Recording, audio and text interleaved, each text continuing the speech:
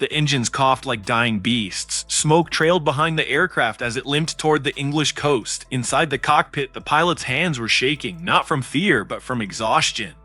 He'd been flying for 9 hours through flak, fire, and death. Behind him, the once mighty B-24 Liberator, one of the most powerful bombers of World War I, was barely holding together.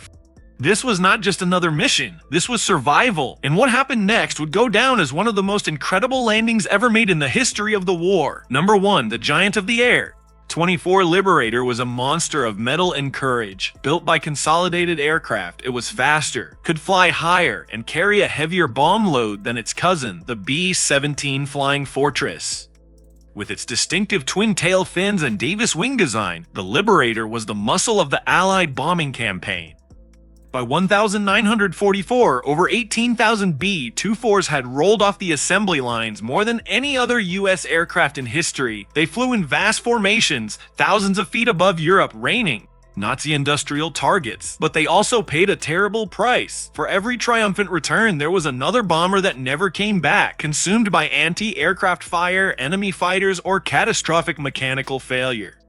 This is the story of one that somehow did return. Number 2 Briefing Room, May 1944. It was early morning at a cold, fog-covered airbase in East Anglia, England. The crews of the 8th Air Force gathered in the briefing room. The smell of cigarette smoke hung heavy in the air. The curtain lifted to reveal the map, red strings leading from England across the North Sea and into the heart of Germany. The target, the Ploiești oil fields, the lifeblood of Hitler's war machine. Among the crews was Lieutenant Charles Chuck Harper, pilot of a B-24 named Misfortune. She had already flown 23 missions. A veteran plane, patched and scarred but still alive. Her crew was tight-knit, seasoned by months of flying through hell. They'd heard the stories, planes shot to ribbons and still limping home, and double as a Jack. Today, they'd become one of those stories. Number 3. The mission begins. At 0600 hours, the roar of engines filled the airfield. Dozens of B-24s lifted off in tight formation, silver wings glinting in the pale morning sun. Once over the channel, they formed up with hundreds more, a massive aerial armada stretching across the sky. The trip to Ploiești was long and deadly. The Germans knew the route well. Flak batteries and Luftwaffe interceptors waited like predators. 2 hours into the flight, the first flak burst appeared, black puffs punching through the sky. The radio crackled with warnings. Then came the fighters, Messerschmitt Bf 109 dove out of the clouds, guns blazing. The sky turned into chaos. Harper's gunners opened fire, tracers slicing through the blue. The plane shuddered as bullets tore through the fuselage. 3 engines hit, shouted the flight engineer. The Liberator began to vibrate violently. Harper feathered the propeller and fought to maintain altitude. Still, they pressed on, bombs still on board, target still ahead, number 4 over the target. By the time Misfortune reached Ploiești, smoke and chaos filled the horizon. The city below burned from earlier waves. The flak was so dense it looked like they could land on it. Open bomb bay doors, Harper ordered. The bombardier lined up the target through the Norden sight. Then came the to man bombs away. 5 tons of explosives dropped free, falling toward the oil refineries below. The plane jolted upward, relieved of its deadly load. But a moment later, a flash of orange lit up the right wing. Fire! Fire on number 4 engine. The Liberator lurched violently. Flames licked across the nacelle, threatening to spread to the wing. The engineer cut fuel to the engine. The crew grabbed extinguishers. Somehow, the fire died, but the damage was done. The right wing was riddled with holes, the ailerons barely responded, and they were still deep over enemy territory. Number 5. The long way home. The return journey was a nightmare. 2 engines gone, 1 fuel line severed, the oxygen system partially destroyed at high altitude. Frost began to form inside the cockpit. The pilot's breath came out as white vapor. The plane was flying at the edge of its limits, shaking violently with every gust of wind. Radio silence filled the intercom. One by one, the other bombers disappeared from sight, either shot down or turning for home. Harper looked at his co-pilot. "We're not gonna make it to England at this rate. Absub." The navigator suggested a desperate plan, a detour over the Adriatic, where they could ditch if necessary. But Harper refused. He was determined to bring the plane home. Every mile felt like a lifetime. The Liberator lost altitude slowly, sinking through layers of cloud, altitude 251,000,000,8000. Then, without warning, the damaged wing began to fail. The outer panel twisted upward, nearly snapping free. The crew held their breath. The sound was unbearable, a screeching metal scream, but somehow it held.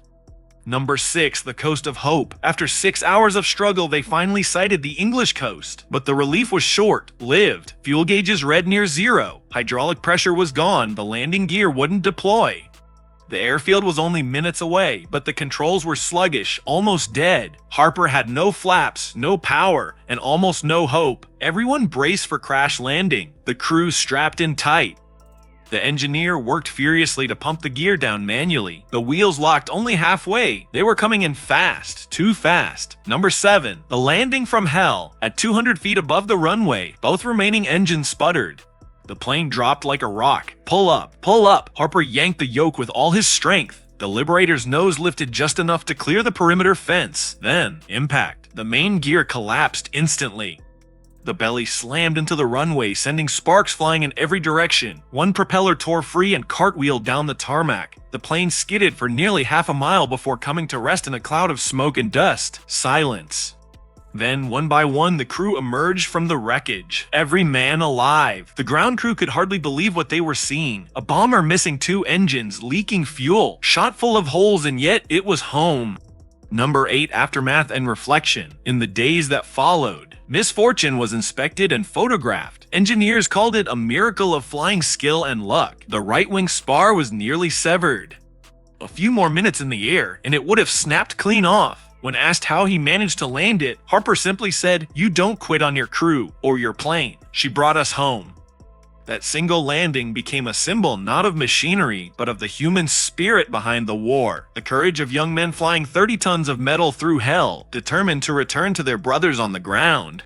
Number 9, the legacy of the Liberator. The B-24 never got the fame of the B-17, but those who flew it knew what it was capable of.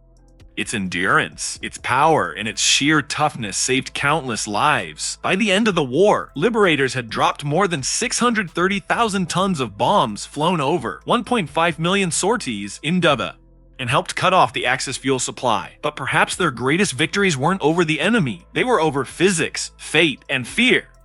Every crippled bomber that limped home on one engine, every impossible landing that saved a crew, those were the quiet triumphs that defined the air war.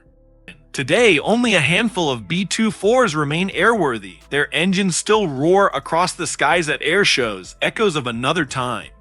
When you see one fly, you're not just watching a machine, you're watching a survivor. Its 4 engines rumble like a heartbeat from the past, a sound that once filled the skies over Europe, North Africa, and the Pacific. That roar once meant hope for some and terror for others. Now it is a voice of remembrance, a whisper from an era when the fate of the world was decided thousands of feet above the earth. Each revet, each dent, each faded patch of paint carries a story of courage, loss, and endurance. Every scar on its aluminum skin is a mark left by history, a reminder of flak bursts that peppered its fuselage, of frozen nights over Germany, of desperate landings on shattered runways. Inside the narrow fuselage, you can almost still feel the presence of the pilot 10-man crew. The pilot gripping the yoke, the navigator hunched over his maps, the gunners scanning the sky for enemy fighters. Their laughter, their fear, their quiet prayers before each mission, all of it lingers like a ghost in the air. The men who flew these bombers were young, barely out of high school, yet they carried the weight of nations on their shoulders. They didn't think of themselves as heroes. They were just doing their jobs, following orders, trusting their machines and each other. And somewhere among them was the ghost of Misfortune, the bomber that refused to die, and the pilot who refused to give up. Misfortune was more than a plane. It was a symbol of resilience, damaged beyond what should have been possible to repair. It somehow limped home mission after mission, refusing to yield. The crew patched holes with whatever they could find, bits of tin, tape, and sheer determination. To the men who flew her, she was alive, a guardian made of metal and willpower. Her story became legend among airmen, a reminder that sometimes survival itself is victory. When the war ended, most of the bombers were scrapped, their aluminum melted down for peacetime industry. But a few, by miracle or mercy, were spared. They were restored decades later by the hands of those who still remembered, who refused to let their roar fade from the world. Today, when these aircraft take flight, they carry not bombs, but memories, a tribute to all who served, to all who fell, and to all who returned home forever changed. Because in the end, war isn't just about who wins, it's about who comes home.